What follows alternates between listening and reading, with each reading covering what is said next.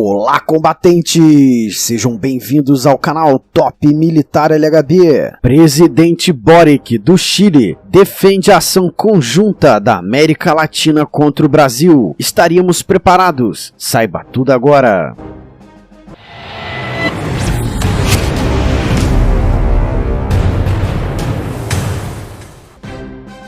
Durante uma entrevista para a Time, o entrevistador fez a seguinte pergunta para Gabriel Boric, o presidente do Chile, abre aspas, o que o senhor faria caso Bolsonaro não aceite o resultado das próximas eleições, fecha aspas, ao que Boric respondeu que a América Latina, abre aspas, tem que reagir em conjunto, fecha aspas. Provavelmente ele estivesse falando apenas em uma relação no contexto diplomático e geopolítico, mas, e na remota hipótese de que ele estivesse falando de uma reação militar conjunta dos principais países latino-americanos governados pela esquerda contra o Brasil, e que são hoje, além do Chile, a Argentina, Bolívia, Colômbia, México, Peru e Venezuela. Qual a chance disto ter algum êxito? Eu já adianto que é nenhuma, nem a soma das forças armadas destes países seria capaz de fazer Brasília capitular, ou até mesmo conseguir conquistar qualquer capital brasileira. Entretanto, isso não significa dizer que seria uma situação fácil e que o Brasil não iria jamais ser ameaçado. Estes 7 países têm juntos cerca de 990 mil militares no serviço ativo, já o Brasil possui 360 mil. As marinhas destes 7 países têm juntos 79 navios armados com mísseis antinavio e submarinos, contra 15 do Brasil. Os exércitos destes 7 países têm juntos 1.101 carros de combate, e o exército brasileiro tem cerca de 439. As forças aéreas desses 7 países têm juntos uma força de 122 caças supersônicos de superioridade ou interceptação aérea, contra 47 do Brasil. Mas há outras variáveis tão importantes quanto os números. Uma delas é a geografia, que nos favorece muito em uma guerra defensiva em um país de dimensões continentais,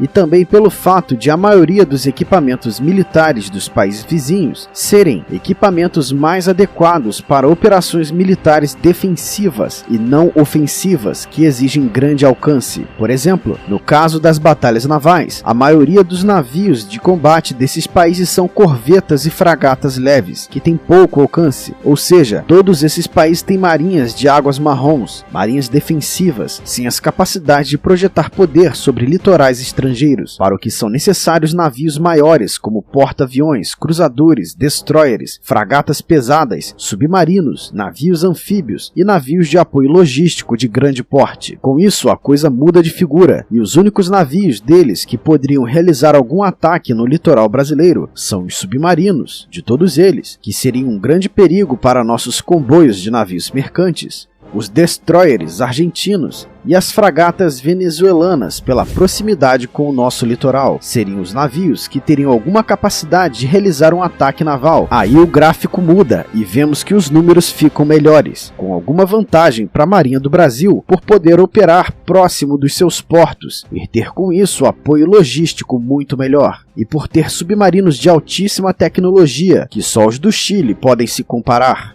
E porque quem ataca se expõe muito mais, também no mar, principalmente quando quem ataca não tem uma marinha com todos os meios necessários e característicos de marinhas ofensivas. Mas ainda assim, há uma muito importante deficiência dos navios de guerra da Marinha do Brasil em relação ao alcance dos mísseis antinavio operados pelas marinhas do Peru, Venezuela e Chile. Nossos mísseis atuais, o Exocet MM-40 Block 2, tem alcance de apenas 72 km, enquanto que Venezuela já opera com mísseis KH-35 Uran com 130 km de alcance. O Chile tem mísseis Harpoon Block 2, também com 130 km de alcance, e o Peru já recebeu e já testou os mísseis Exocet Block 3 com 180 km de alcance. A estratégia aí seria mesclar ataques com submarinos e com helicópteros navais armados com mísseis antinavio, e não ir para o confronto direto. A geografia também nos ajuda muito nos combates terrestres. México está em outro continente e vivendo uma narco-guerrilha interna que já deixa muito ocupado o seu exército. O Chile, o adversário que possui os melhores carros de combate, o Leopard 2, não faz fronteira com o Brasil e é quase impossível transportá-los através da Cordilheira dos Andes para empregá-los a partir de outro país aliado. A geografia segue nos ajudando na Amazônia Ocidental, na fronteira com Colômbia e Peru. Qualquer operação ofensiva destes exércitos nesta região necessita de uma frota gigantesca de helicópteros de transporte de tropas e helicópteros de ataque na escolta, mais uma grande escolta de aviões de caça e aeronaves de alerta aéreo antecipado, coisa que eles não têm na quantidade necessária para uma operação ofensiva com a magnitude necessária. Na fronteira com a Bolívia, há uma região seca onde blindados e carros de combate podem ser empregados, mas o exército brasileiro mantém na região do Comando Militar do Oeste uma força de combate com tropas preparadas em número mais do que suficiente para esmagar o exército boliviano em qualquer tentativa de ofensiva. Ali o exército tem carros de combate M60 e blindados Cascavel e Guarani, enquanto que a Bolívia tem apenas os antigos SK-105 Coracier. Mesma coisa se repete na fronteira com a Argentina, que com sua força terrestre atual não tem muitas chances de ter êxito contra a força blindada do Comando Militar do Sul do Exército Brasileiro, onde estão baseados as principais brigadas mecanizadas e blindadas brasileiras, operando com carro de combate Leopard 1 em número maior que os TAM da Argentina. Talvez o maior problema nos combates terrestres seja contra a Venezuela, que tem 300 carros de combate T-72, e ali, naquela fronteira, a geografia de Roraima não é de selva, é de campo aberto, como no sul, e ali não temos carros de combate. O transporte de carros de combate do sul até Roraima, nas atuais condições de ferrovias e rodovias, levaria umas 2 semanas, conforme o próprio exército já fez um teste. Uma tese de mestrado da ESAO também já mostrou que, devido às condições de transporte como pontes, rodovias e ferrovias, e a atual localização de suas forças blindadas e mecanizadas, a Venezuela tem hoje condições de mobilizar mais tropas desta natureza em Roraima em um menor espaço de tempo do que o próprio Brasil teria condições de transportar até lá. Ali, provavelmente, teríamos que lutar para recuperar território após a ofensiva venezuelana, com a chegada de forças de outras regiões, como dos poderosos Astros 2020, que observo que a Venezuela também tem um sistema congênere, o russo BM-30 Smerch, e sistemas de artilharia antiaérea de médio e longo alcance como o S-300, que eles têm e nós não, e que ao avançar colocariam em problemas a nossa aviação de caça.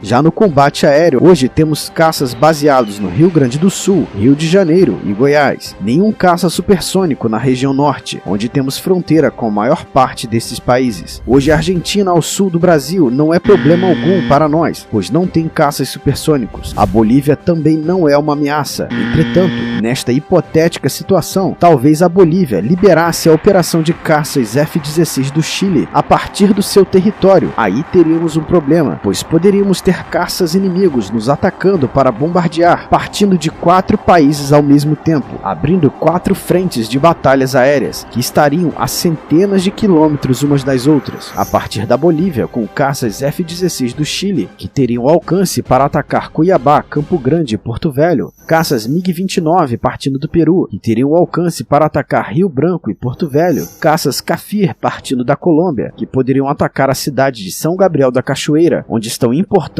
aquartelamentos, e caças Su-30 da Venezuela, que poderiam atacar Boa Vista, Manaus, Macapá e até Belém, em uma configuração que leve menos mísseis para transportar mais combustível. E a verdade é que hoje o Brasil não tem artilharia antiaérea de médio ou longo alcance para proteger nenhuma destas cidades, e nem caças baseados próximos às fronteiras com esses países, e nem em número suficiente para combater em 4 frentes de combate aéreo distintas. Resumidamente, a aliança destes 7 países não conseguiriam avançar muito no território nacional, seriam rechaçadas com certa facilidade, com grandes chances devido à geografia e à maior força do exército brasileiro, de que até mesmo capitais e grandes cidades destes países sejam conquistadas, como as províncias de Misiones, Corrientes e Entre Rios, e até a capital argentina, Buenos Aires, bem como a maior parte das províncias de Santa Cruz e Beni, na Bolívia, as províncias de Madre de Dios e Ucayali, Ucayali, na Amazônia peruana, onde as forças armadas daquele país são mais fracas, bem como também conquistaríamos Letícia, a capital do departamento colombiano do Amazonas, e tudo isso nos seria um facilitador durante as negociações do acordo de paz. O ponto mais crítico possivelmente seria Roraima, na fronteira com a Venezuela, onde as batalhas poderiam durar mais, devido às desvantagens já explicadas anteriormente. Porém, as forças armadas do Brasil acabariam por se impor, devido a uma maior motivação por estarem defendendo a pátria e não invadindo outro país, e pela muito melhor capacidade econômica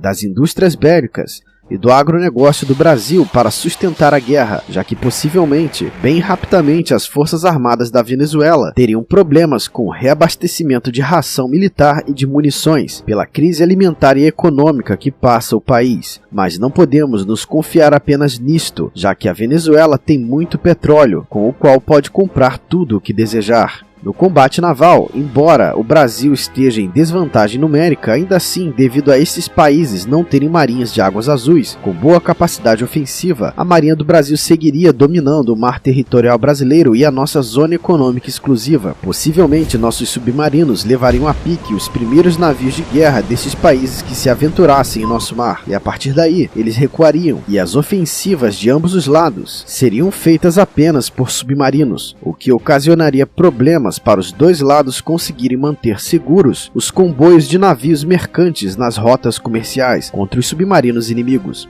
E no combate aéreo, hoje, muito provavelmente não conseguiríamos impedir todos os bombardeios dos caças inimigos, se eles atacarem simultaneamente em 4 frentes de batalha distintas, separadas por centenas de quilômetros. E é exatamente o que eles fariam, sabendo que no 1 contra 1, a Força Aérea Brasileira sairia em vantagem, por ter mais aviões de caça que quase todos eles, com exceção do Chile, por ter centenas de radares terrestres a seu favor, por ter 8 aviões de alerta aéreo antecipado ou sensoriamento remoto, coisa que só o Chile possui, e apenas um, e por ter o avião de caça mais moderno da região, o Gripen E, ainda que em pequena quantidade. Então, a estratégia dele seria justamente a de realizar ataques rápidos e simultâneos a partir de Venezuela, Colômbia, Peru e caças chilenos a partir de Bolívia e talvez Argentina, para obrigar a FAB a ter que dividir muito as suas forças por um território tão extenso. Oportunidade de melhoria para garantir a nossa defesa nessa hipotética situação seria implementar uma brigada blindada com carros de combate modernos em Boa Vista, Roraima, adquirir um sistema de artilharia antiaérea em camadas, cobrindo infraestruturas e aquartelamentos, sobretudo em cidades e capitais próximas às fronteiras, adquirir muito mais aviões de caça do que apenas o segundo lote planejado de Gripens, para que tenhamos bases com caças Gripens na região norte e em quantidades suficientes para sustentar pelo menos 4 frentes de batalhas aéreas distintas e simultâneas. Adquirir mísseis antinavio com alcance igual ou superior aos mísseis dos navios da Venezuela e do Chile, e aumentar o número de navios de escolta, como fragatas, para não apenas defender o litoral, mas também escoltar nossos comboios mercantis. Aumentar o número de submarinos para agredir o inimigo em suas águas. E por fim, desenvolver logo a família do míssil de cruzeiro nacional AVTM, da versão com alcance de pelo menos 1.400 km, o que nos permitiria fazer ataques em profundidade contra as capitais de todos esses países sul-americanos, o que provavelmente cessaria qualquer ataque ao território brasileiro. É isso aí, combatentes! E o Hope de hoje vai para o combatente Arnold Coelho. Um forte abraço a todos e até a próxima missão!